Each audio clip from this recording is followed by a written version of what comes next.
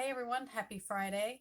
I wanted to come and kind of explain a little bit about a skin patch test or muscle test. I had mentioned in another video and I had a couple comments asking, what is that? How do you do that? And explain it. So I wanted to just kind of give a little video on how you could do that. Now, this is not a foolproof test. If you have like someone who has severe food allergies, this isn't to rule out if have like the prick test on your back from a allergen doctor or a blood draw to test for things. But if you're testing something new, it's a good idea, especially if you have a history of being sensitive or allergies or intolerances to things. I do this. I do it to my kids or myself. It just if there's something new we want to try out. Say you want to try like some new herbs or something, and you're not really sure.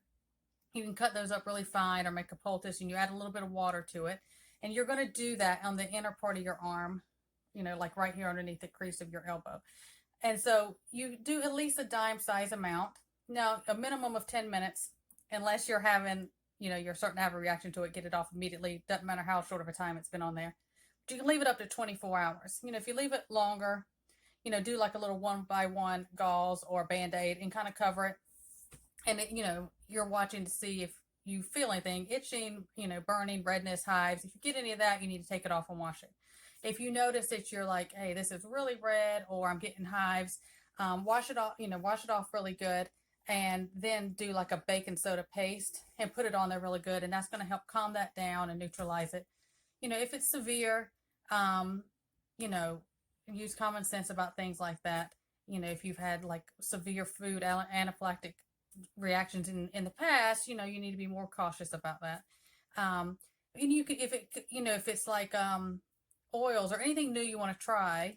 I've even done foods and stuff on myself and kids. You just, put a little bit, watch it and see.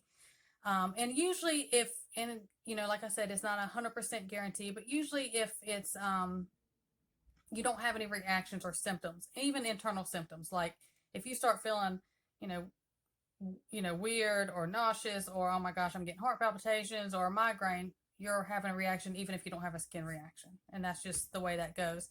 But usually if you don't have anything and it's been up there 10, 30 minutes up to 24 hours or anything, then usually it's pretty safe for you to go ahead and try that.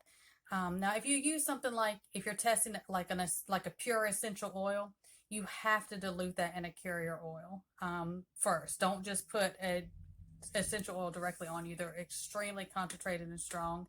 But it's just to kind of see if you're going to be tolerant to something, because there's a big difference in having intolerances and a true allergy. And but that is a little way, because people ask about, and I'm very sensitive. I react to a lot of things, or just I have to take smaller amounts or weaker strengths of things.